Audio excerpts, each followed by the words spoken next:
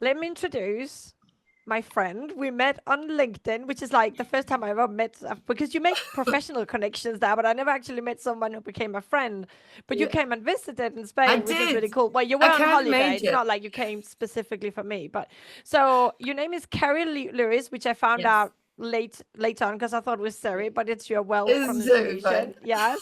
So you're a vet from Wales. You live in Wales now, don't you? Yeah, so I live Yeah. in Wales. I work mainly in Shropshire, but I also have worked in Powys and Southwest Wales and other areas. So yeah, but mainly kind of I live right on the border with England. So yeah, it's like yeah, it's kind of in the Yeah. middle of Wales. Okay, fair.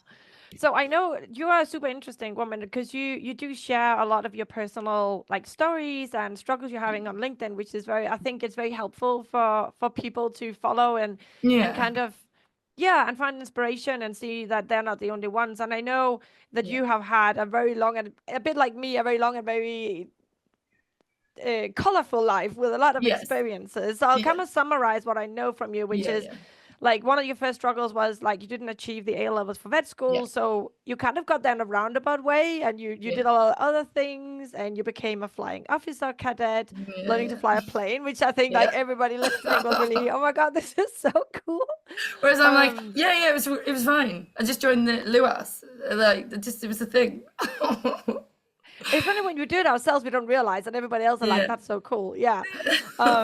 And you got in, and I know you said you had some traumatic experiences doing vet school, Yeah. which probably I don't know if that kind of marked you a bit. And then both at a personal and a work level, you've had good and bad experience just Yeah. because you've done so much stuff, right? You've not been Yeah. stuck in one place. Yeah. Yeah. Um, but in the last 5 years, you've had two suicide attempts as well, Mm. and Yeah. we don't want to go into details, obviously, No, but no. one thing that really stood out for me is because you're a bit like me, you're very lively, very funny, very Yeah. like doing new things. And when you were struggling the most, Mhm. did anybody know? Did you show your struggles at all? Not really. So the first time was came off the back of COVID. I had a baby. So my third child. Just FYI, I'd never expected to have three. I was kind of I got a girl and a boy. I was done. Like, I didn't need any more. But there we go. Unexpected surprise. And along came baby number three. And I gave birth in March, and the first lockdown kicked off 10 days later. And I honestly, I did not really know. I mean, I cried. I mean, I think a lot of people cried, but I just had a baby. I had got just literally 3 days after I gave birth, my son turned two, and I had a 5-year-old, and I was stuck in a small. I mean, it sounds like on paper you probably think, oh, that sounds great. I was stuck in a small holding, in the middle of nowhere, um, with no neighbours. And my ex-husband is a medical professional, so he worked throughout COVID, and he would leave me at like 8 o'clock in the morning on a Monday. He would come home each night, but by the time he got home, because he was working such long hours, it would be like time for all the children to go to bed. So I had no adult contact at all. Uh, And I was stuck at home with babies, like little children. My parents lived like 5 miles away, but because my ex-husband's a GP, he was seeing patients with COVID. So even though physically they weren't very far away, I couldn't see them. I was so isolated. I was so isolated. It was awful. And as a vet, I like the contact with people. I like. Oh, sorry, my internet's rubbish again. I no, I like. can. You got good I, sound. It's okay. Okay. I like the people bit of it. I became a vet because I want to fix animals and all that. But I also enjoy the people side of it. I enjoy people's stories. I'm a very sociable person normally, but COVID absolutely destroyed me. I Mm. genuinely felt like I was going insane. And I think because my ex-husband was, busy and having lots and lots of adult contact, which was probably quite frustrating. But he'd come home and he would be like, I don't know why. I don't understand. He didn't understand why I felt Mm. so lonely and isolated. And also because I'm gonna be brutal here, but he didn't do any of the childcare. Not Mm. really. I was the main caregiver throughout. When I had my first child, I was so ill. I had hyperemesis when I was pregnant with my first child. Well, I had it with all of them, but Oh God. especially with my first child, and I was so very poorly. I just vomited profusely at all times. Um, for 7.5 months, and although I tried to do some work, I was so ill. And I think I'd never really, yeah. So I worked part-time after that, and it was financially the reasons I worked part-time, and he worked full-time and blah blah blah. And it was Mm. kind of made sense on paper financially, but for me it was very, very stifling. And so when COVID kicked off, not only was I on, maternity leave that I hadn't really expected to be on, I'll be honest. Surprise bonus, not a negative thing, but do you know what I mean?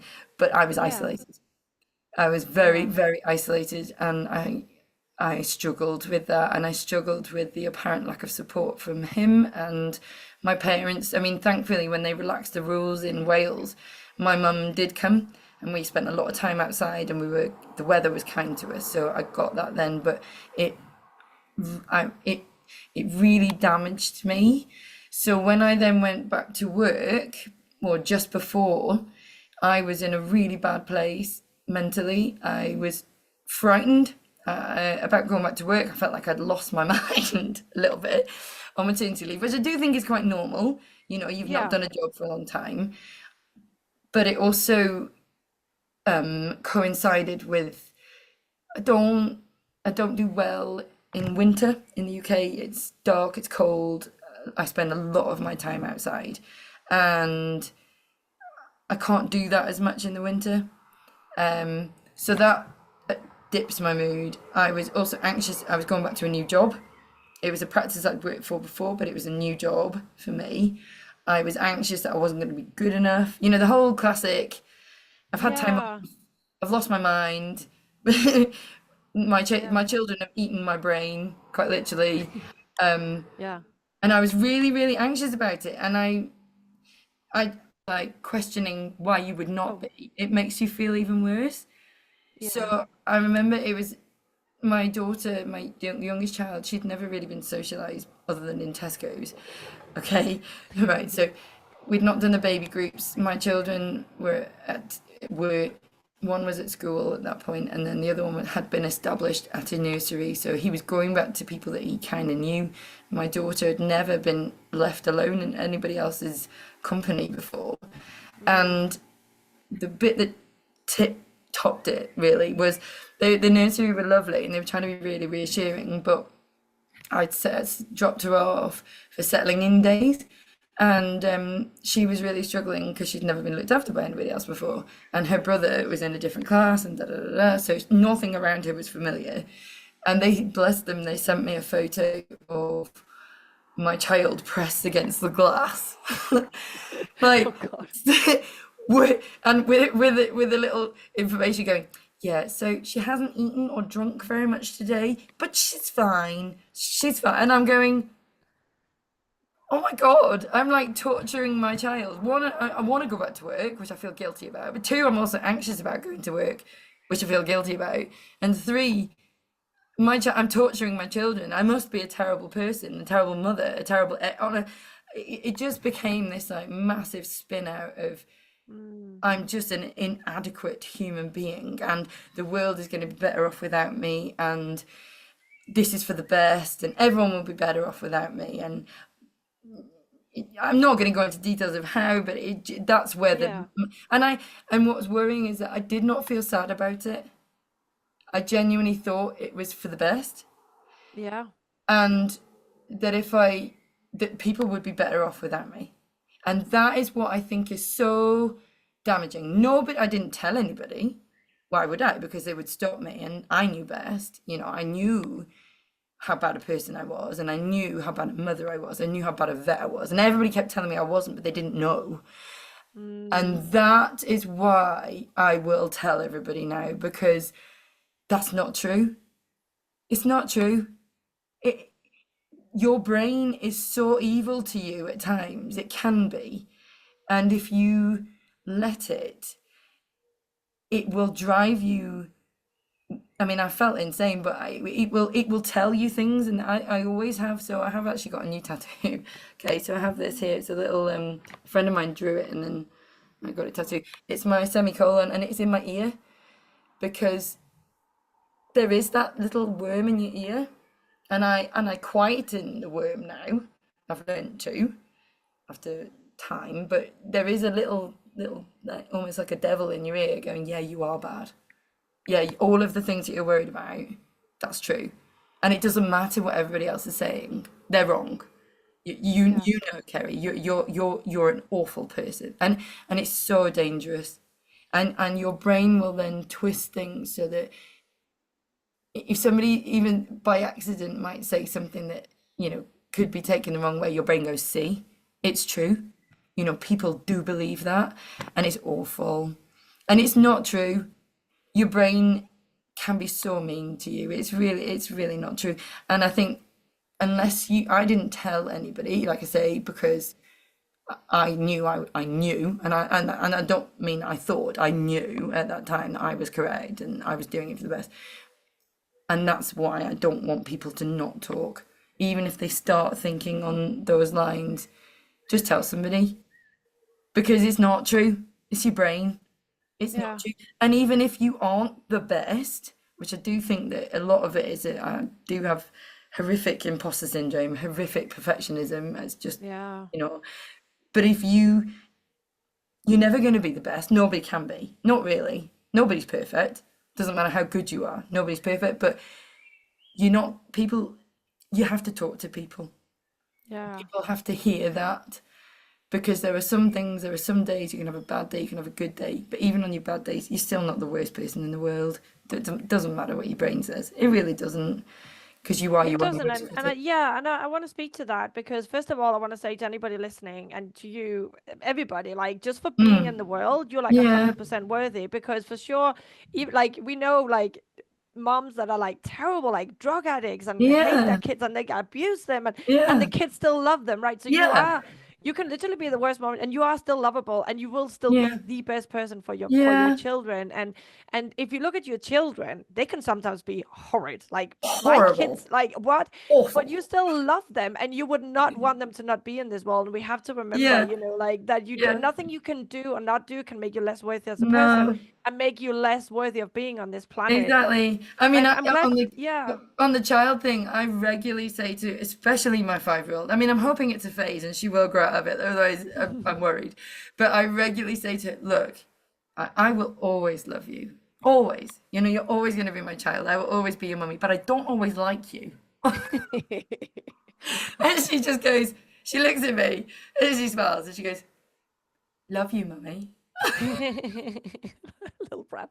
But it's so true because we are not always likable. Like for example, No. I yesterday I lashed out at my husband, for not texting me when I thought he should text me. And now I'm thinking back, today I'm in a better mood and I've slept more Yeah. and I'm thinking, I don't know if that was a very nice thing. I don't know if I was right here, and then I start questioning myself, but I'm like, but he still loves me and it's fine. I Yeah. don't have to be perfect to be No. worthy and to be on this planet. No. Um, And I'm very, very aware that because so my 3 children, both of their parents are very academic. Okay, so my ex-husband's a doctor, I'm a vet, right? People go, and I've had this before, and I try, and I always try and move away from the topic, but I'm going to bring it up here because why not?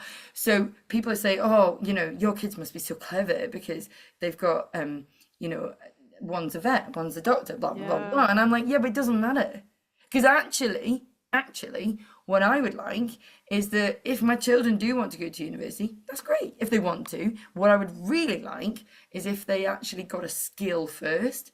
So I would like, and which I would wish somebody had said to me as a 18-year-old when I didn't get my A levels, is that don't stress about having a year out, get a skill. Because I've got so many friends now who are tradespeople, yeah, builders, plumbers, electricians, and they are in demand and they're good at their jobs and they're They're making self-employed. money. They're making money, way more money than me. And there's, you know, so I've had some work done on my house, and my kids have been here, and my friend who's a builder. I'm like, right, kids, go and help Tim, because you need to learn how to do this. One of you, so my eldest is brilliant at drawing. Okay, she's hopefully going to illustrate my book. Just saying, written a book. So Megan is hopefully going to be the illustrator for my book, and I'm like, well, you can be the architect, right? So you can draw draw the buildings and be the inspiration. Mostyn, my son, I'm like, well, you're really good at like mechanical stuff. He wants to be an engineer, is what he said. So I'm like, great. You can then, you know, be the structural engineer, but you need to learn how to like lay bricks first. And then then my third one, I'm like, Gwennon, possibly you could be demolition. Okay, so you know. That sounds good. No, but I think you have a point, right? Because I think, like you say, because I did as well. I went into vet school when I was 19, and then it becomes your identity because you've been Yes. studied. Oh yeah. I did have jobs. I had cleaning jobs and Yeah. the translation jobs while I was studying, but that was not a real No, thing. no, That was no. just to support my Summer studies. And job. Yeah, yeah, yeah, exactly. And your identity becomes so attached. So yeah. my girls, what they have done is like travel and work and Yeah. do stuff and become Yeah. waitresses and just get to know and see the world. And there are other things because I think Yeah. that tunnel vision we get in vet Yes. med gets Fixated. exacerbated, yeah, by actually not having seen anything else and not Yeah. seeing any other No. possibility. And I think then Yeah. if you have a bad case, just like sorry, yeah, I'm like No, no, you carry it. we both like to call dog, but Yeah. I think if you just as it all came to a point for you, you know, being a bad mom, I'm not sure Yeah. about being a good vet, but if you have a couple of bad cases in vet med, Yeah. even Yeah. if it's just that, and you haven't secured a support system at Yeah. that point, then that can be enough to kill you over because then you are bad and you don't, Yeah. your value is just gone and Yeah. you don't realize that you Yeah. are so much more worthy as a person and Yeah. not just a vet, right? And that you need Yeah. to have that groundedness Absolutely. in you. Yeah. And you're right, because like, you know, so the second time, the second time I was, Yeah. you know, at that point, which was a couple of years later, and a lot of it was work related. There was other stuff as well, but you know, I was going through a divorce and it was horrendous. And nothing had gone wrong at work. The day that I had a massive panic attack and left early, and then 2 days later, it was when I was like, I'm here again. I thought I'd hit rock bottom, and I keep falling, and I'm done now. I'm done. I can't keep falling, and that's in here. You know, that is in your head. That is all in your head, and nothing actually had gone wrong at all. And I'd gone back to a job that I previously worked at, and actually people were really pleased that I was there, but it didn't matter. It didn't matter What were because your beliefs then? What were your thoughts and your feelings that made you think you had hit rock bottom then? Do you remember? so what worried me is that I thought I'd been there before, and I was confident that I would not be there again. I was confident that I could see the signs that my mood was dropping, or I was feeling stressed, or I was confident after the first time that I knew the warning signs. In fact, I did do a podcast with another lady a couple of years ago, Laura. I never know how to say her name, Mares. Anyway, and I did a podcast with her, and I was like, no, I think I know. You know, I do know the signs now. And yet, it actually happened about 3 minutes after that podcast, and I missed the signs because it's not always the same. So there were different stresses, and it was so sudden. Before, there'd been a build-up. You know, COVID was a long time. There'd been a build-up. I'd been on maternity leave like 9 months by that point. This was stresses, several stresses over probably 3 months. Several significant stresses, including my mum being hospitalised, my father being hospitalised for a different reason on a different occasion. I was struggling. I was having to locum, my divorce. All the horrible things were going on. I'd taken on a brand new job in a lead position off myself. So it was a failing practice, basically. And I'd been like, yeah, grand, I'll work there. I need the money. Error. You know, I shouldn't have done that. It was not the right time. It was probably the right job, but not at that time. But I took it on anyway because I was like, no, I can do It's this. easy to see in hindsight. Yeah, in hindsight you Yeah. can see it, but when you're in it, you're just No, going for it yeah. and you're just doing the best you can. Yeah. Yeah, and it was like, yeah, no, I could do this. Come on, I've been qualified. Like, what year was that? I've been qualified 12 years. My peers have all got their own practices. You know, again, it's that failing thing. It's not meeting expectations. It's not reaching, my peers had done this and I haven't done that. I mean, I didn't then qualify that with, yeah, but you've had 3 kids and they haven't. For me, it was all Of about, course. no, but I haven't got it. I haven't achieved it. I'm 41 or whatever it was. Do you know what I mean? I haven't achieved. I haven't got what I need to be. And it's all driven by myself.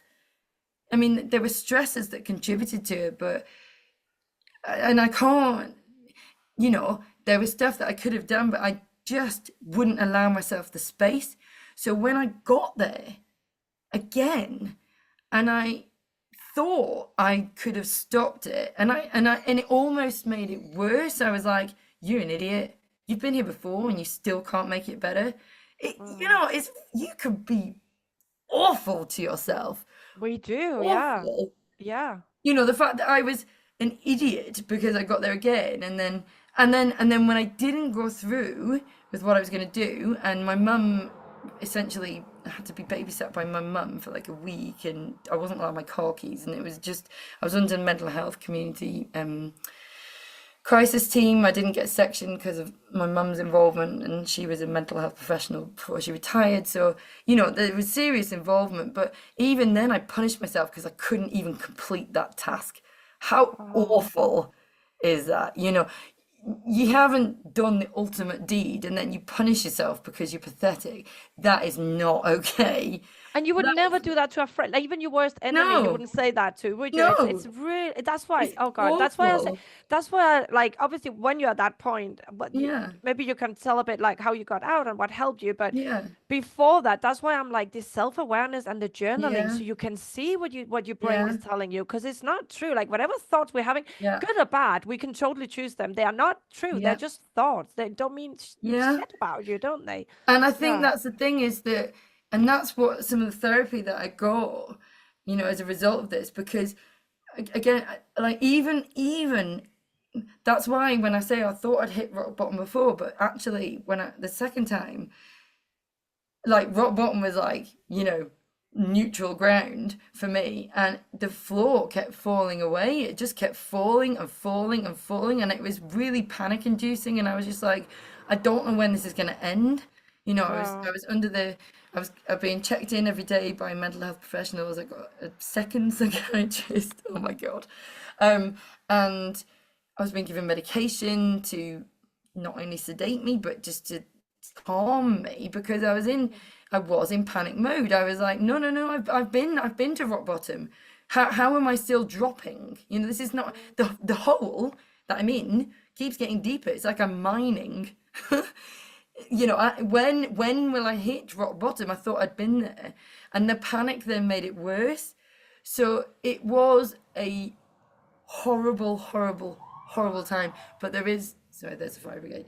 There is no there is no worst critic than yourself, especially when you are Absolutely. in that negative mindset. And the therapy that I've had, a lot of it was, I did not feel particularly relevant to me, the therapy that was offered, because anyway, whatever. But Yeah. the one key thing was, and I try to do this if I'm having a bad day, or if something's happened that I've not enjoyed or whatever, I do try and think, how would I speak to myself?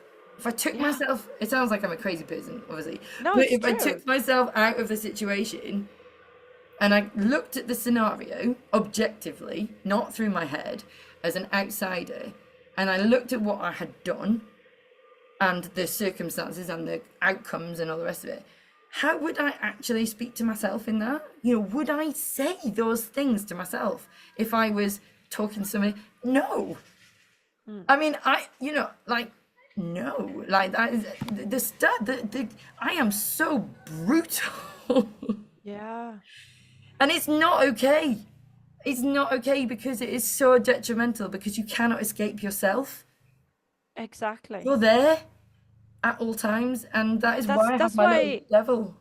yeah, that's why I think I recommended that book to you as well Yeah, once we talked, like the one that like love yourself as if your yeah, life depended on it, because it yeah, does. It yeah, literally does, right? Because you can get to a point where you love yourself so little that the yeah, stuff you tell yourself just will drive you over the edge, right? yeah. And also it then belittles the love that other people have for you, Yeah, because that's not, they don't know really. They don't they understand don't how bad you understand. really are. No, Yeah. and they don't know. They think Yeah. they know. They don't know the real me. I mean, like, neither do I. Exactly. But and then it doesn't matter what an external person says to you because No.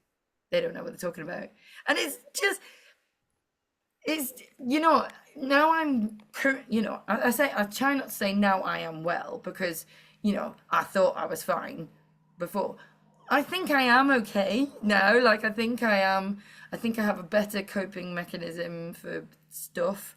And I think I'm, this podcast, putting stuff on LinkedIn, I am almost trying to quieten the little devil by going, yeah, whatever. I'm putting it out there. I'm talking even if you don't want me to. Because Mm. that's what I did. I would stop talking. I would stop telling anybody anything. And I would withdraw. Even the second time, I knew that was a warning sign for me, but it happened so fast. The withdrawal from my friends and my family, my colleagues, the withdrawal happened so fast, I couldn't catch it. And now, I almost do it kind of as a, well, I don't know, maybe it is a coping mechanism, but almost like if I put it out there, frequently, if I do at least 3 posts a week, even if I don't really have a lot to say, nothing exciting has happened. I mean, my life is quite chaotic, so there's usually something. But if I put it out there, this is what's happened, this is how I'm feeling, even if it's to nobody. If nobody reads my posts, it's almost like self-help. It's like therapy. It's like talking therapy or writing. You are literally journaling, but doing it, Yeah, sharing it with others, hoping it will help someone. Yeah. And yeah, that's it. When you see it written down, mm, if you've started write it down.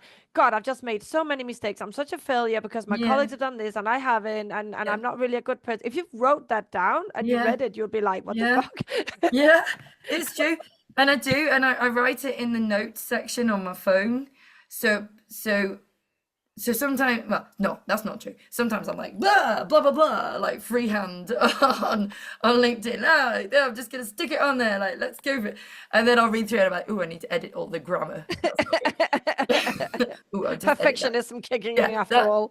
that doesn't make any sense whatsoever. I need to edit that. Whereas if I'm feeling a bit more like calm and I'm like, no, I need to say this, and whereas if I'm just like blur, then I just kind of like freehand it. But otherwise, I'll put it on my notes section in my phone, and it usually is just freehand. It's just like I correct the grammar before I then copy and paste it into LinkedIn. But it does help, and then you can read through it, and it even then. So maybe that's one of the things I would suggest to people is if you are having really, really negative thoughts, it's a bit like writing an email and put it into draft.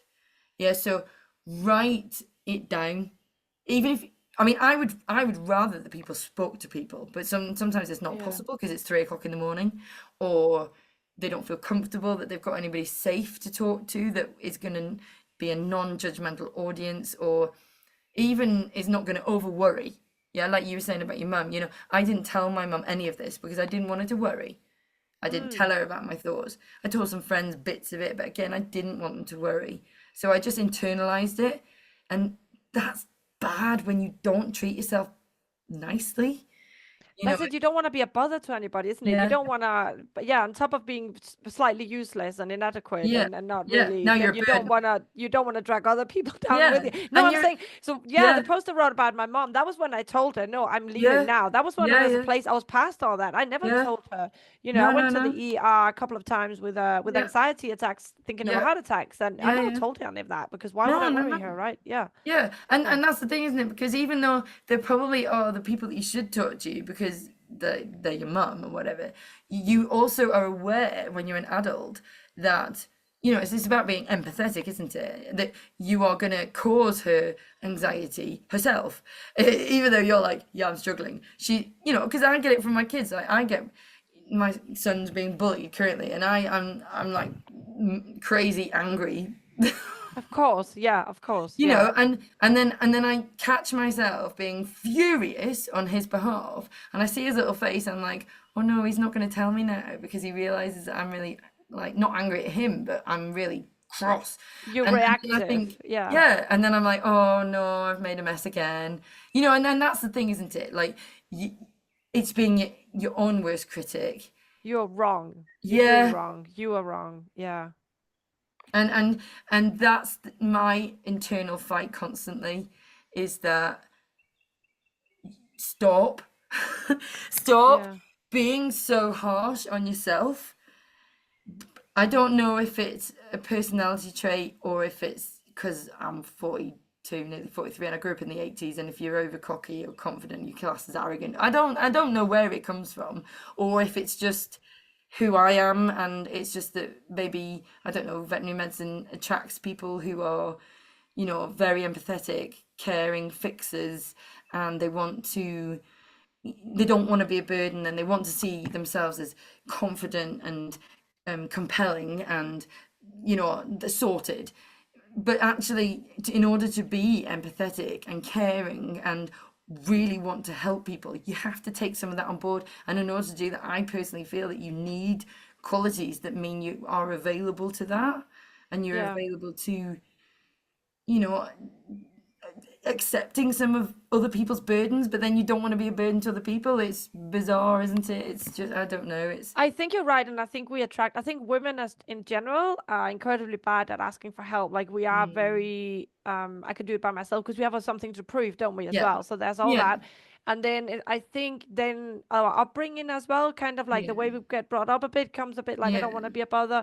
And then yeah, obviously the perfectionism kicks in. So I think there's a lot of us that are the same. Like amount of people, mm, I mean, I had a client that had panic attacks. So she would wake up, fall on the floor, and couldn't even move. That's how yeah, bad it was. And I was like, no, you need to take sick leave, which she did and yeah, was in therapy. And she felt yeah. so bad because he's like, I'm not really sick though, am I? I Like, I wish I know, just had a broken leg instead. I'm like, I this is just know, as bad, woman. You couldn't move I anyway, know. But this is the right? thing. I think that's the problem, isn't it? Because it's still, even in our own heads, mental health is still a taboo. So this is actually classic. That's what, when I rang VetLife on one of the occasions that was really not good, and I was already in the system with the mental health team by then, and I rang them and I just said, look, I feel like an idiot because, I'm only stressed and anxious, and I didn't tell them I was suicidal at that point, but had been. And they were like, but if you had a broken leg and you couldn't go in, what, would you feel bad? And I was like, well, not as bad. I mean, look, you're talking to somebody that goes in with Broken toe, I on know. crutches. Yeah. So I would still feel bad. If I was in a coma, no, I wouldn't feel bad. That's the only, yeah, I'm the same. Like I know I've been the same. I've been with gastroenteritis, but I've been at a Yeah, constantly. I'm just gonna go and get and then literally run to the loo and yeah, then come, which is crazy. Like no I other know. profession would do that. They would just stay at home. It's gross. Why would you do it? No, I But know. It's, yeah, but that's a lack yeah, of self-care we have, right? Some yeah, of us, and we need to be aware of and yeah, just stop doing it. yeah, yeah, just stop it. There's So literally been tell like, me, yeah. So tell me, like, because obviously people sitting out there that can maybe recognize some of it. Like, would you mm. say like phoning like a helpline helped? Is that something Yeah, you so would I mean, advise to for people? me, yes. And this is why I'm so really, really passionate about, raising money for vet life, because they are available 24/7. And it's, there are Samaritans, there are other helplines that you can ring, but specifically for vets and veterinary nurses and people who have an association with the veterinary world, as it were, vet life, they are people who kind of in the know. So you can describe things to them. So you could say, well, this case had blah, blah, blah, blah, and this is what I did. And they're not going to necessarily offer you a medical opinion on it, but they understand the What? environment, and Yeah, where you're coming there's from and why context to you. it. Yeah, yeah, And exactly. and Yeah, that for me was so important. And I think that's why some of my therapy that was through, the NHS, because these people were not vets, they didn't understand the environment that we work yeah, in, and they didn't understand the working life, because it kind of is a life, in my opinion, it's a vocation. That it was then really tricky for people to understand how you can't just park stuff at work. You should be able to mentally, but why I was waking up at 1:30 in the morning, and then 4 o'clock in the morning, and then not, like waking up at 5 and then not be able to get back to sleep because I was thinking on cases, or, I mm, was worrying about something that I didn't need to be worried about. And it's those times, the last thing at night, or for me personally, were the worst times when you are needing to settle, your brain is probably overloaded, and night times were always the worst because I'd start to dwell on stuff. I'd Mm, start revisiting yeah. things, and it could even be like 6 months previous, but it might have been triggered by something that I'd seen that day, and then I'd be like, oh God, I hope that worked out, or oh God, that didn't go as well as and it's for me, vet life, it gives someone who has experience, not maybe that, but can give you context and can Yes. talk the talk and, really make you feel listened to. And I think I found that really hard when I was trying to explain situations that then I needed to explain further, Yeah. What do you you mean know. by placing an IV and it blew up and then it got phlebitis? You have to like, yeah, for example, no, and then, Yeah, and then yeah. it's sort of, and then because of the way my brain works, is then I get distracted by the tangent. So then I Mm. go into, I was probably like spilling my guts about something, and was like, this is, oh, it's so bad, and then they're like, what's that? And then I'm like, oh, hold on, I can answer this, and Oh, of then I course, get yeah. massively distracted about, and then it totally lose focus on why I was even talking about it in the first place, and so I found that really, really hard with That's when such a it's good point because I have had clients come and not like I'm promoting myself, but maybe when you get help, like trying to find someone who has been, because I have had clients coming mm, to me and they've said that they have struggled with mm, therapy. And I mm. think because I know, then I don't know what it is to not know. So I'm like, Yeah, but I don't, yeah, yeah, what is that? But I can see. So for the, yeah, just in case somebody's listening, for the night, for the one where you go to bed and your brain won't yeah, stop, yeah, yeah. there's two things that really help me. So one is like the gratitude exercise Okay. where you just stop at before night and you have to write it down because otherwise I will Yeah, start. If I think about it, I'll go like, yeah, I'm really grateful because Bruce loves me. Did he put the washing on? yeah. And then my brain is off and on, So Yeah, I and then have you're to like, write. oh, hold Yeah, on, did I do yeah, that? And it just yeah. like I spirals. have to I have to write it down. So I have to have like a journal where I can write it down because my brain will just take off, like you say, on a tangent and just stop. After the first one, my brain is off on one. Yeah, So it's gone. I have to focus it. For me, writing down, I use my computer a lot. So I will like Yeah, tap on my laptop, not before bed, but in general, yeah, when I yeah, journal in the morning, it's always on the computer. But like write like three things I'm grateful for. And it could mm, literally be roof over my head, my yeah, kids are alive, whatever. If you can't find anything. Because I yeah, find that just like your brain gets like pushed away from all the yeah, negativity. And another thing, if there's a case that's really on your mind, yeah, evaluating it by saying like what three things went well. So let's say, for yeah, example, you misdiagnosed something or yeah, something died. Well, what did I do well? Well, I yeah, did take a thorough history. yeah, I asked a colleague, I did do a yeah, blood test, for example. What yeah, would I have done differently? yeah, Well, maybe I would put them on a drip first. Maybe I would yeah. it just kind of like gives you a structure instead of just Yeah. all the And it wild makes it spin. more, well, kind of more objective, isn't it? Yes, It's, that's it. yeah, Exactly. Bring it back yeah, to the facts, really, because your yeah. brain And will be and like, we "You bad, you are, bad, you bad." yeah, and Yeah. and and I think as well is it structure, well, for me as an individual, I like structure. Like I'm going through assessment for ADHD currently, which I had not understood because I assumed that ADHD meant that you were like couldn't you know, I knew a lot of kids when I was younger who were, and I hate this, but they were the naughty children, and they were Yeah. like classed as ADHD and da da da. And I was like, well, I don't understand. Like, I can't possibly have ADHD because I've got like 3 science degrees and a job and da da da. I just like being busy. And then I told some very, very close friends of mine who were my vet school friends. I was like, yeah, guys, so like just to let you know, I mean, it's not a thing. Like, it's not a thing. Don't worry about it. It's not a thing. So I'm kind of like undergoing an assessment for ADHD. They literally went, yeah, we're not surprised, Ceri. And I was like, oh, okay. But then I've started to educate myself about it, and I'm like, oh, right. I mean, a lot of this now makes sense. My whole life. Right. Oh, okay. And I think that's the thing as well is that, I'm now all about kind of trying to not only educate myself about my own head in a way, but also this kind of like thing that I didn't even know existed in my head. And I think some of that is really important because our brains do work differently. And I, I don't know again, like who knows? I mean, I think there's a whole, I don't really need a label for myself. I just want to know more No, but about to my head. understand yourself better, right? I Yeah, think I know exactly what you mean because I don't know yeah, if I have ADHD, but I do no, know because my father is an alcoholic. And I yeah, remember I was just reading through a female magazine, just like, and then there was a book that was yeah, called Adult Daughters of Alcoholics. And I'm yeah, like, oh, I'm an adult daughter of an yeah, alcoholic. So yeah, I yeah, just yeah, read, and I read the review, and that just blew my mind. And I bought them. I yeah, bought like then 3 books about it because I'm yeah, like, of course, we have to go all in, right? yeah, Not yeah, just yeah, yeah, like yeah, all in, and all there was in. so much like my people pleasing, like a lot Yeah, of things that were yeah, explained. And I think just yeah, having it explained, because it's not like I yeah, need treatment for it or something, but yeah, just knowing, oh, this is what I'm doing and this yeah. is And why, then being right? like, oh, it's okay. Like, Yeah. because a lot of it, again, it comes back to, oh, you're an idiot. Like, Yes.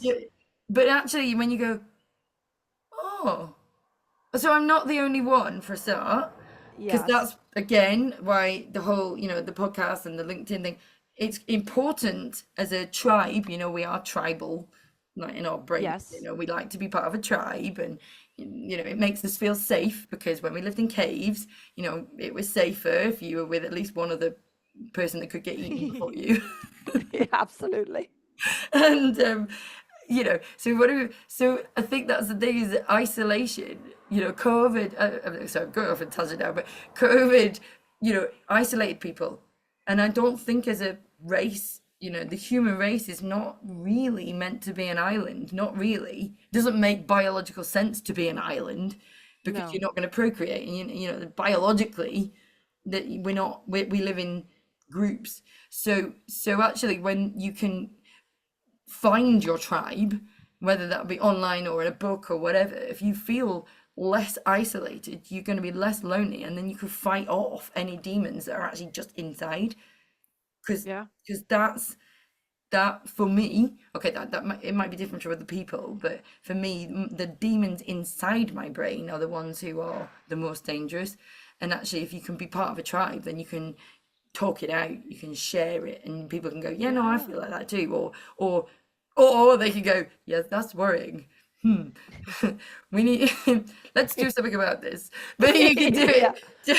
Yeah, but it's so true because isolation is a form of torture, isn't it, It as is, well? And it's yeah, like the worst thing you can do to a yeah, human is literally isolating them. yeah, And that's why we also like everybody are joining clubs and football and this, and yeah, Vetmed is a yeah, form of tribe, which yeah, means that then when we do something wrong and we feel yeah, inadequate, we're like, I'm gonna get kicked out of the tribe. And that is yeah, like fear of death literally put yeah. into Oh us, yeah. right?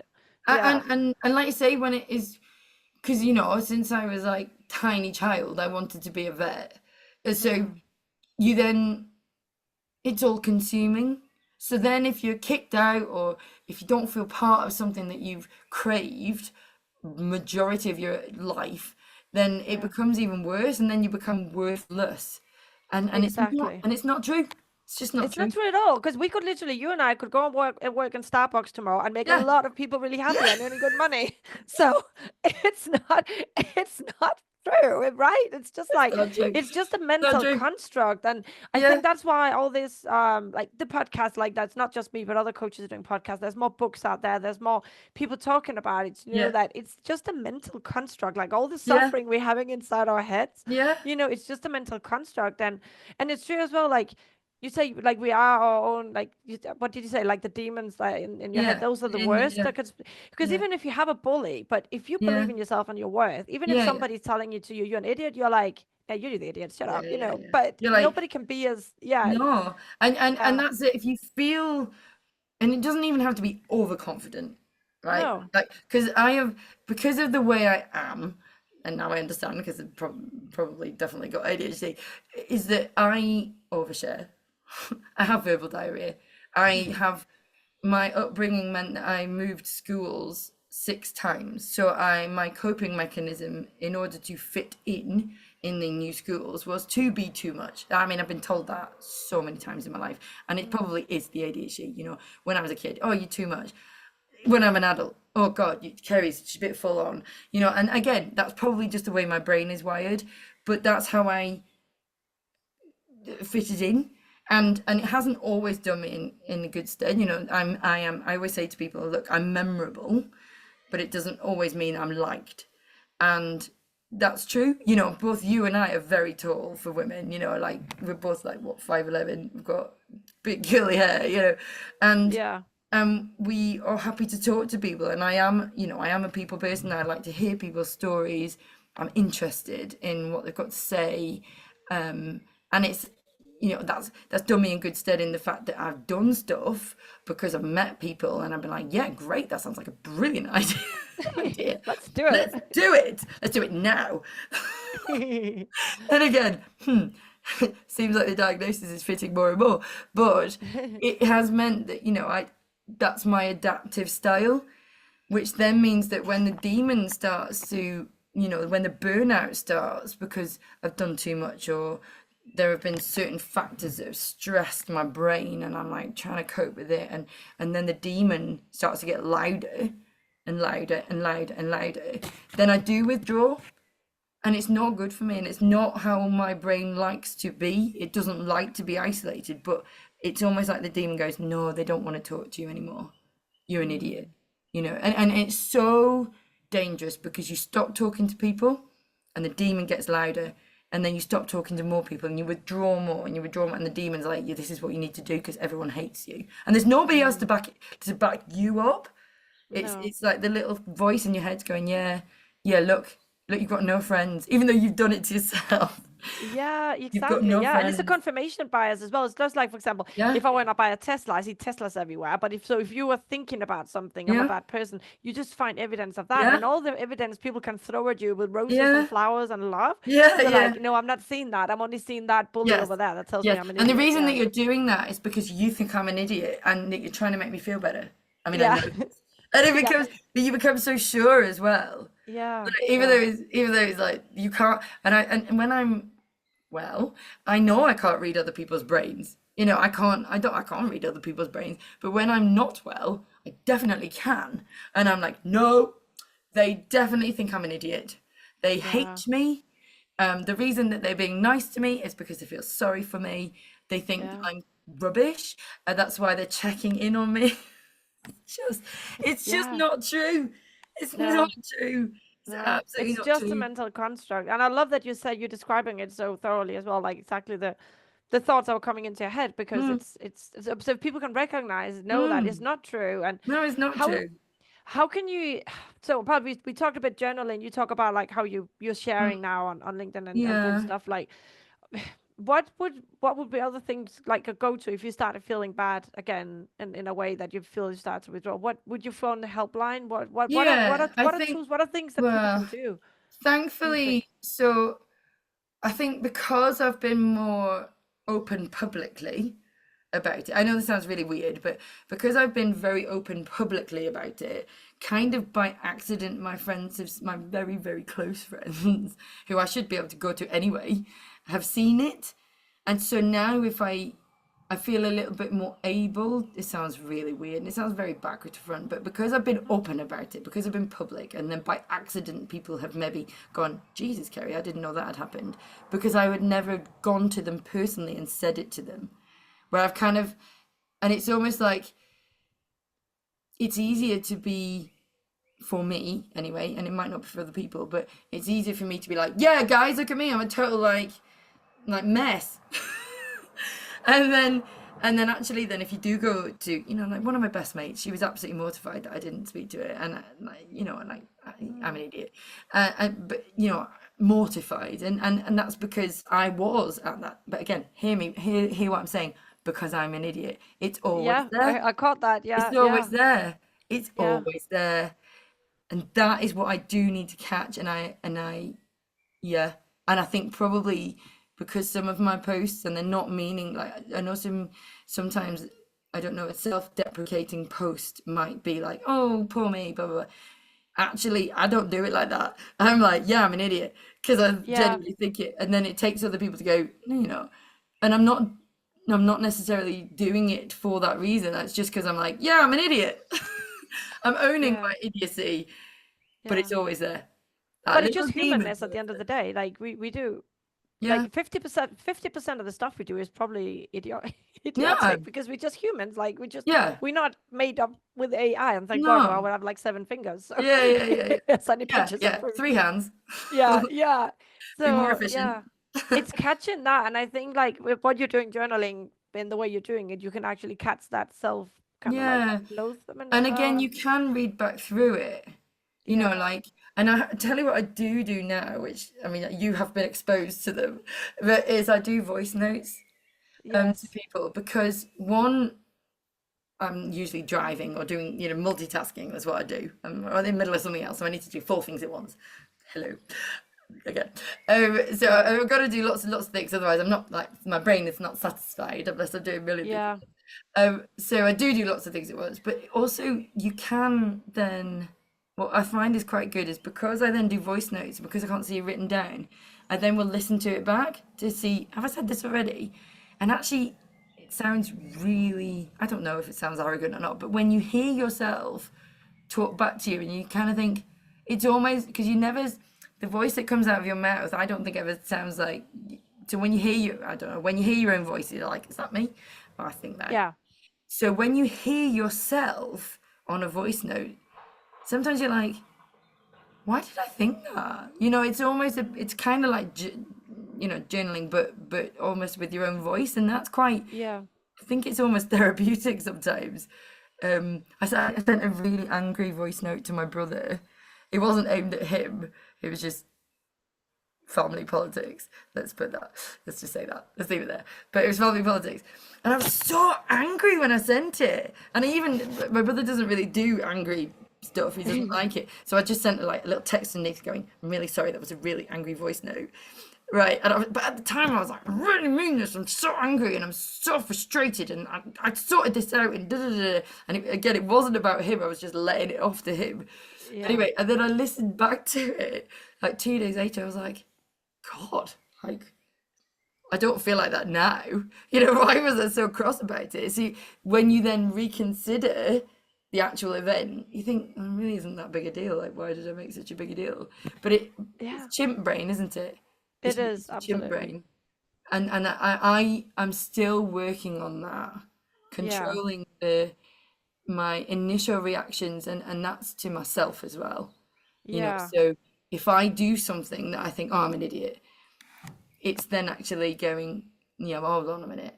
Like, that's your initial gut reaction, but maybe let's rein it back a bit and like reconsider it and look at it objectively as opposed to just Yeah. reactively.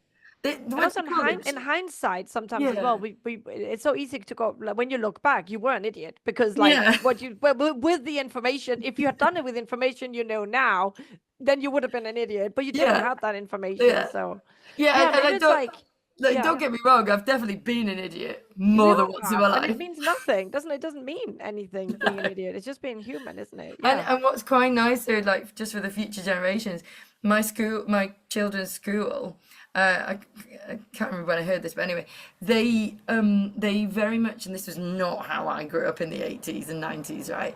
So if you made a mistake at school, like that was a problem. Like, Yeah. don't make mistakes. Whereas now, it very much is like, well, if you make a mistake, you'll learn from it. That's that's how they're teaching my children, and I think, well, that's so Nice. much healthier. Like, Yeah. that's so much better than going, I didn't get 100%. I made a Yeah. mistake. It's Yes. not okay. Nobody gets it. It's not a thing. Yeah, it's crazy, isn't it? To have that But expectation in yeah, every step of our life. Yeah. I yeah, think because we had to yeah, get so perfect to get into vet school and get through yeah. it, we just carry that with us the And rest, we don't don't we? do failure. No. I think as No. a population of people, I No. well, my experience has been that nobody Absolutely. wants to fail at anything, and that No. is impossible.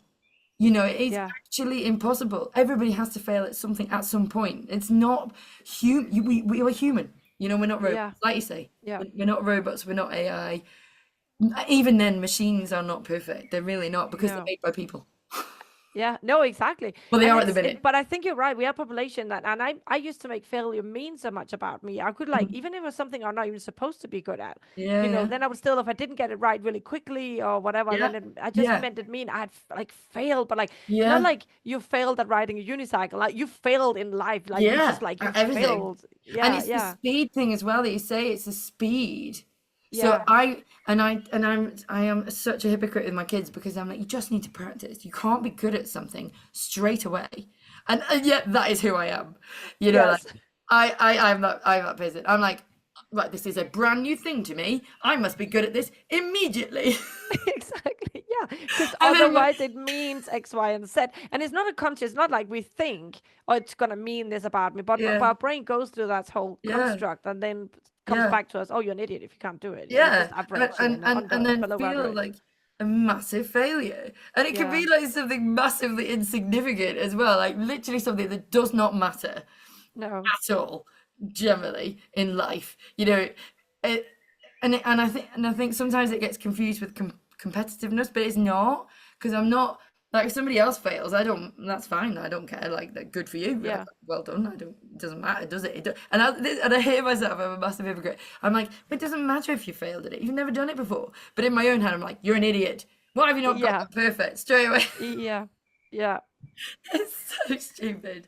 But It's catching it though, isn't it? It's that yeah, self-awareness. I think for me at least, that self-awareness has just been um I think it's been the biggest help for me. yeah, Like, so Monday we had a huge electrical I don't know if you heard about it, saw it in the news. So yeah, Spain was just a blackout, yeah, and I overreacted completely. yeah, I got anxiety. I don't know if it's yeah, a perimenopause or whatever, but I just reacted so badly, like yeah, really, really. I wrote a post about it, of course, because yeah, something happened. So I wrote a yeah, post about it, and I just reacted like so badly. And but I was aware of it. I was aware yeah, that I was reacting yeah, badly, and I was like, and I'm okay with reacting badly. But yeah, you know what? But there was yeah, that just that awareness, like I'm reacting like for me, like I don't think this is like in proportion, and I don't know why I'm reacting yeah, like this, yeah, but I'm yeah, just gonna yeah. roll with it because I don't really Yeah. don't have the strength to like beat it or to coach myself No, on this. I'm just I gonna know. be angry and Yeah. frustrated and anxious about it, I and mean, then look, life coaches have to have bad days. yeah, exactly. Yeah, yeah, yeah. Totally No, fine. I definitely went through a period like I think the first 2 years of being in coaching, I was like, I shouldn't be feeling like this. I'm a coach, and it's like, no, it's gonna come up. Shit, it's gonna come up. It's just how you Yeah. handle it It's like, no, I'm totally fine at all times. Look at at me. all times. Yes, I'm Look a at me. no, I'm robot. Yeah, I'm super calm. I'm a life coach. Hum. yeah. No, happen. But again, it's because you can, and I think this is another thing as well, is that I find it so much easier to fight other people's battles. Always. Always, right? So but again, this is why the therapist, like, literally is like literally the one thing that I got from that session, like probably the like 8 sessions that I had. Whoops. But it was, how would you talk to yourself? If you were if a friend did what you've just done or said what you've just done, what would you say to them? That, and it's true. It's Yeah. true. And it's the same for all of it, not being good at something first time, not, or it's okay to have like, I can tell you, it's totally fine. Yeah, Yeah. I would have done the same. Uh, but when you're like in it, it's the chimp brain, isn't it? The chimp brain like Yeah. kicks in, and then you're just like, so if we'd been there together, I would have been like totally having a meltdown with you, and then we could, Yeah. and then we could have just like told each other it was fine to have a meltdown. Yeah, exactly. Yeah, no, I was by Get myself, it? which was really bad. The Yeah, isolation as well, that definitely because yeah, my husband had gone up. He'd gone somewhere else all day and didn't have mm. signal, obviously, because nobody had Yeah, signal. yeah, So I yeah, was by myself, and that yeah. isolation, that did not suit me. I'm an introvert. No. I like being alone by choice. I Yes. do not like being Yes. like if it's pushed upon me that you can't communicate with anybody, then it's Yeah. definitely not, no. No, and it is true, and I guess that, I suppose, is why. I mean, I have had jobs where I've worked from home, but, and I guess with COVID as well, is there's jobs that work from home, and that suits some people better than others. Some people really don't want that kind of office environment or whatever, or the human contact. But I think, unless you, well, maybe writers. And I think that's why I wrote my book, right? Because I didn't have anybody else to talk to, another adult. So my healthy, before I got to the bad bit, my healthy coping mechanism was to go into a fantasy world. And maybe that's what people do. In my own head, I could write down, and it was a physical action as well. So, Mm. I couldn't leave my property, but I could physically tap into a computer my story, and it just, I needed, but I did it, and I kind of, I suppose this is where the hyper focus comes from as well, is that I just, like, every evening I just wrote it, and then I was like, oh, look, I did a thing. But now So I'm not that helped you constantly, with your isolation, you mean? Because you felt yeah, that you were communicating to people, yeah. maybe? Like it was a way of. Yeah, and it was almost like a task as well. You know, I was Mm, obviously on maternity leave, so my task was to keep my baby alive and two other children. But, you know, kudos to parents. You know, I absolutely, I genuinely, genuinely do not mean this in any kind of like patronizing way, but parents who can stay at home with their kids and, you know, that be their life and they stay home with parents, kudos to them, because I mm, could not do it. yeah. I genuinely I could do it for to a point, but I couldn't do it by myself, you know, and it was an escape for me.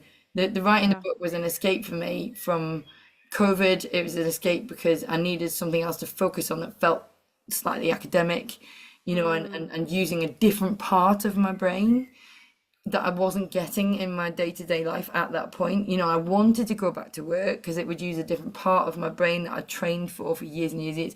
But equally, I then had the anxiety coming in mm, where I was frightened that I was going to be really rubbish at it. yeah. So it's like conflicting parts That's of your really brain. hard. Yeah. Mm. That So, conflicting, I get that. Like, and then the guilt of leaving the kid, and then but you yeah, also want to, yeah, it's like trying to fit into all these pockets at the same yeah, time, and you can't, right? It's impossible. and I do yeah, find as well with the is isolation part, I do feel. And I used to be incredibly bad at parties because I've been bullied as a kid as well, and we moved mm, around quite a lot. And I mm, feel the worst isolation is when you're surrounded by people, but you're alone in your mm, head. You know what I mean? Where you don't mm, feel like anybody and yeah, it's all in your head because a lot yeah, of people, if you open up and speak to them, are actually really yeah, yeah, nice and yeah, they don't yeah, hate you. But when you're yeah, in that place yeah, and you are surrounded by people, but you feel yeah, alone, I feel that is yeah, much worse than actually sitting physically alone, right? That for me at yeah. least has been the So I worst. get, I mean, it's got better now actually, but I used to get horrific social anxiety, even Mm, though people that don't know me that well are like, Kerry, you're always a life and soul of the party. And I'm like, yeah, but I have to get there. So yeah. and I still get it a bit now, I'll be honest. Like, if I'm going to a party where there's people that I don't know, I've never met them before, and it sounds, and again, I'm not saying this to get sympathy, but my natural go to in my head is that when I meet new people, I assume that they're not going to like me. And again, I think it is from the bullying thing. So Mm, I then will almost counteract that by going all in.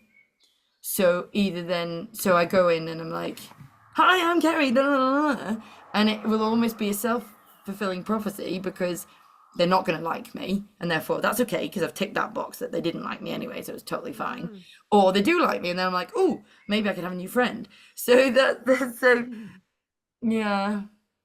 So that's kind of, and again, I don't know if that's the whole, I don't know if this is like an ADHD thing or if it's just my coping mechanism because that's what I did at school. You know, I used to go I in. think it's a combination. For me, I think like obviously we got the genetics and then we have our Mm, upbringing and then the traumas we have along the way and then yeah, things that happen to us and then whatever however our brain is yeah, wired. I think it's a combination. I think just being aware of that we're doing it, I think mm, is the most important thing. And yeah. then And I catching do yourself think in as it. well that there is a risk with that is that, so, I mean, I don't do it obviously for work. Like, I just go in and be like slightly anxious about, and locoming again, doesn't, I'm doing it because I have to currently, but it doesn't suit me when I'm constantly going to new practices. I've got better at it. I have got better at it. So when I was locoming in 2021, um, it was tricky because I have that, or people are not going to like me, I'm inadequate, blah, blah, blah. But certainly if I'm going to a party and I'm meeting new people and there is an opportunity to have a drink before I go to the party, you know, that is my unhealthy coping mechanism. So you know, a lot of people do it, and I think that's why it becomes okay because a lot of people have like pre-party drinks.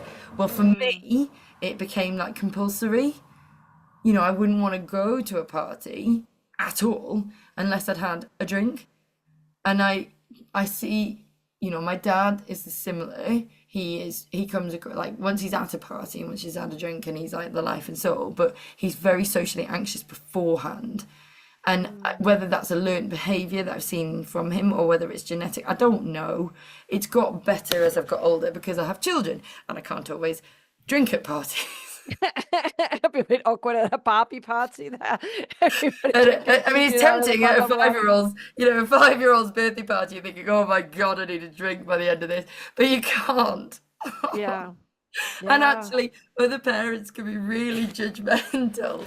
So you're like, so I'll be honest, I will often be found hiding in the kitchen of any party going, can I be helpful? Can I do anything? Because I don't want to go out and be like, I think that's a vet thing as well because we want to be active and want to be doing things yeah, and problem solving. So yeah, yeah. yeah, it's Tell funny. me, because we got over an hour now, which is fine because we Yeah. can do it as long as we want because I'm the I boss warned you. and you're I my warned guest. you. So, but tell me, so the book you were talking about, that's the children's book. Where you sent Yeah, me the pictures and stuff, didn't you? yeah, What is it yeah. called again?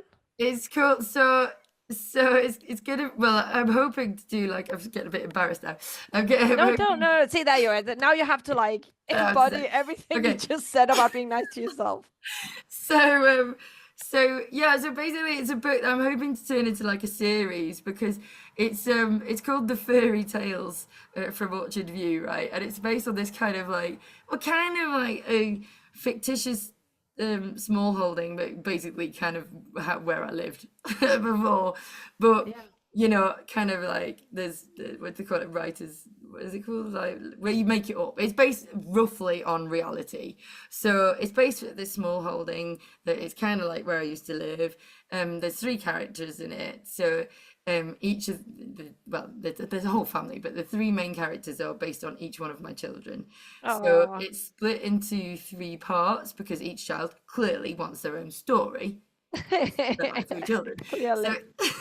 so each book will have three stories in it, but each part is based mainly on one child. So it's almost like I each love story that. gets focused in one child. So it's very. I think it's funny. I sound really stupid now. I think it's funny Oh, because no, no. See, now you did that again. I know, I know. But basically, I got really fed up with reading really boring bedtime stories to my child. And it also annoyed me that they would get like, they were all animal based because my kids love animals, but it would annoy me when they'd get like facts wrong in the book. And I'd be like, that's not right. That's not true. That's not. And then my daughter would be like, Mummy, it's just a story. God. And I'm like, no, but this is wrong because they're telling people incorrect things and this is going out into the public forum. She'd be like, oh, Mummy. Like, I really get annoyed with it. And I was like, I'm not reading this anymore. So there were certain stories that I refused to read, even though they were their favourites. Because I was like, no, I'm not reading that anymore. It's boring. We've read it too many times and it's wrong. It's Okay. incorrect. So she basically said, Mummy, like, will you write one then? And I was a bit like, fine. And that's where it came from. So that's what it came. Amazing. So yeah, it's based on each of my children, and my children are hilarious at all times. I mean, they drive me insane. But I think because they're kind of like, I mean, I say it in the nicest possible way, but like feral. You always say that, Farrell, and whenever you put pictures up of them on LinkedIn, they I seem know. perfectly normal to Yeah, me. they look cute, Are especially you when they're asleep. are you gonna get it published? Are you self-publishing? How are you doing Yeah, it? so hopefully, so I mean, I wrote it ages ago. I wrote it in, well, I wrote it in 2021, but I sort of like finished it in 2022, and then I fiddled with it for years, and As we do. as you do. Because it's not perfect. No, it's not perfect. I mean, never will be, but you know, I need to tell myself that. Exactly. I've read it. I left it. I didn't touch it for probably 18 months. But just recently, because I've moved house and I've been going through some of my stuff, because I now live in my own property, I live in my own house now since September. And I was like just going through some of my stuff, and I was like, oh look, maybe I'll just read it again. And then it was my kids' bedtime. And of course, kids like they want to hear stories about themselves, right? Obviously, Of and they course, each yeah. know that each part is based on each child. So then they'll be like, "Mummy, I want my story tonight." So cute. So I reread it, and I was like, "Do you know what? Maybe I'll just try it. Let's give it a go." So I've got a lady called Jennifer Fitzpatrick, and she's going to help me. Just I just need another pair of eyes on it, and she's a vet, and I was like, I need help. So she's having a look at it through me, and she's done stuff like so. She's a ghostwriter now, and a vet, but so she's gonna go through it for me and just do. I don't know. I've never written a book before, so I was like, I've written it. I've written a manuscript, and I sent it to friends and some family, and I mean, I find it amusing. My children find it amusing, but it doesn't mean to say that it's sellable on like the open market. um, but so Jennifer's gonna yeah, have a look at it for me, and then my daughter's gonna do the illustrations. I mean, I did some AI generated images, which is the first time I'd ever used chat. What is it called? Chat. ChatGPT? Yeah, I'd never I ever don't know used which it one does it. before Yeah. because I was like, no, I thought it was just for writing. And I was like, no, I like writing. I'm not using it for my writing. I can do that. I can No. correct my grammar. Ugh. And then I realized you could actually create images when that the superhero thingy. Well, no, you change Yeah. something into a toy thing. I was like, Yeah. what's that? And then I realized that you could make images from it. And I can write, but I'm not great at drawing. I know what I want to be on the page in my head, but I'm not great at drawing. So I submitted, or I don't know, is that weird? I put all of Yeah. my manuscript onto ChatGPT, and then I was like, right, I want images now, please. I'm always very polite. Hello, Yeah.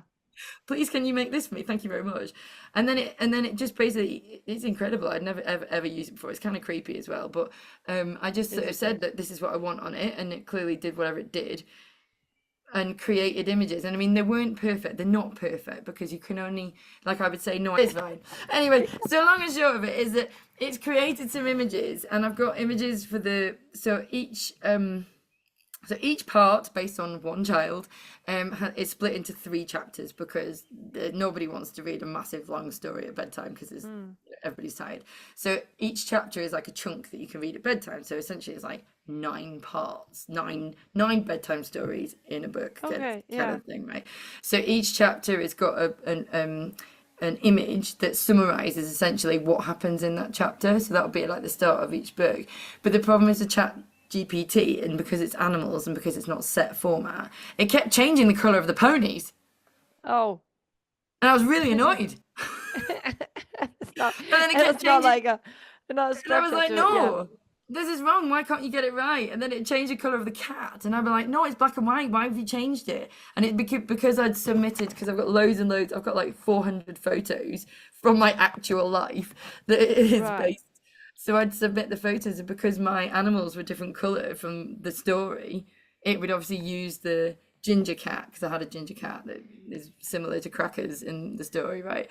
And then Okay. the pony that Parmesan is based on. So Parmesan is a Palomino in the story, but actually is based on a pony that I owned called Martin, who is actually a black pony with a white blaze. You know what I mean? So because I was submitting images and also describing them, it kept getting them wrong, and I was like, no, no, no, no. So anyway, it was good for a basis of image. Yeah. But you're gonna let your daughter do it But then? my Do the drawings? I can't yeah, wait to see them. How old is she yeah. now? It's So she is gonna be 11 in a few months, and I feel really, really bad saying this. I hadn't realized how good she was. So I got a local illustrator. I feel bad because I haven't responded to his email now, but I'd spoken to this local illustrator about 5 years ago, and he drew some images of my kids' ponies and stuff, and he's great. He did something else. We went to a workshop with him called Mark Bardsley, I think that's his name. Anyway, and he was gonna do me a trial cover, like about 5 years ago, but I didn't have the money and I didn't have the confidence, and I just kind of like forgot about it. But my daughter, the reason we went to a workshop is because my daughter really likes drawing and all the rest of it, and I just hadn't realized how good she got. So she works better off an image. So I created the images through AI, and then she free-handed them based on wow. what I created. And honestly, I was like, have you traced that? Like, they are so good. And I I can't feel wait to really see them. bad that I'm saying that Yeah. because I hadn't realized. But I obviously knew she was good at drawing, but like, I felt really bad. But I was like, oh my God, they're incredible. So then I was like, right, well, I've got my illustrator. It's not a problem. Amazing. And of course, Like a she's family pleased. project. Yeah, and of course it then becomes like a family book then, doesn't it? So Yeah, it does. and they are the inspiration. And my son, who's 7, is like, Mummy, I've got another idea. Oh, I that's do so this, and I'm cute. like, okay, let's write it down. I mean, sometimes they're quite, I like them to be, my stories have some basis to reality, whereas my 7-year-old son is like, yeah, so when the unicorn went off into space, and I'm Yeah. like, maybe that could be in a dream, like Dallas, where when everything was like somebody died and all the rest of it, then actually it was just all a dream. So, Yeah, something like that. Do you know when you're gonna publish it, or is it still? so I need to get on with it, with editing it really. So yeah, I don't know. Probably is going to be over summer holidays because my Okay. daughter, they're in like summer term now, and because of the way we do it with my ex-husband, no, No, no, that's fine. It was just to have an idea. uh, But I think what we do is like once you get it, and obviously you'll put it on yeah, LinkedIn, then I'll share it with the yeah, audience as well, so cool, they can see it. Because that would be yeah, really cool. yeah, we Yeah, and could. then if they got kids, then should Yeah, it'd definitely be cool. I invest in want to it. do Yeah. like what I really want to do actually is what I've always wanted to do is I want to do an audiobook, but I want to do the voices because there's quite a lot of accents in the book. And what a lot of my friends told me is that they think it's really like these are adults as well. They haven't read them to children, they've just read the book. They're like, it's really funny because we can hear your voice in it. And I do accents as well. That's funny. So Yeah. I would love to do that because I don't know how easy that is, but I would love to do an audiobook because my kids love an audiobook in the car and it helps me as well. Oh, So the Julia Donaldson stories, like she does audiobooks of them and they're great because they're funny as well for grown-ups. And the comedians and stuff that they get to do, the voices are amazing. So I was like, oh, I really want to do an audiobook and then I could do like the the accents. yeah. You should just convert those. No, like the one you've written in audiobooks, Yeah, and then yeah. yeah, I don't know how to do it, but it's like an I idea. Google it. Yeah, can't be that. A chat what is it? Chat GPT. GPT. Yeah, How do I do this? You can ask it anything, it's amazing. I know. It's Anyway, crazy. I'm gonna let you go because I've Yeah, had you no, it's here for fine. over an hour now. Thank you so much for coming No, on, it's and been good. It's been good. yeah, it was really, really, I mean, I'm really sad we don't inspiring have to listen. wine. Like in Spain, we had wine. Yeah, that's true. That was, That's literally with my cup of tea. So no, yeah, I know. it's Sad literally times. tea. Sad Yeah. times. Okay. It was so good Good. to see you, and thank you Yeah, so much for good. opening up and telling your story. I It's think it's fine. super important. Well, I hope it's Right. been useful, and I hope I mean I appreciate we've like I told you I said you're gonna have to watch my verbal diarrhea. I did. No, it was not been verbal diarrhea at all. No, it's been good. I think it's because you speak as you when you're thinking, and then Yeah. that it opens up, doesn't it? And you tell your story. No, it's been Right. good and it's been nice, and I hope it's helpful, and I hope people that my one hope is that people don't feel alone, and that Yeah. that even if there's something that you or I have said, that they go, oh yeah, that's what I was thinking. Do you know what I mean? Like, and then Yeah. and then it almost makes it okay. Yeah. That's the Yeah. biggest thing, that it's okay not to be okay at all times. Like Yeah. nobody It's can just be human okay. brain, just humanness. Yeah. Yeah, and that's, I mean, it's annoying, but It's just what it is. Yeah. it is what it is. Yeah. It is what it is. Oh dear. All right. Well, Yeah. take All care. right. Take care, Kerry. Thank you so All much. right. Thank you. Bye, bye, bye, bye. Bye.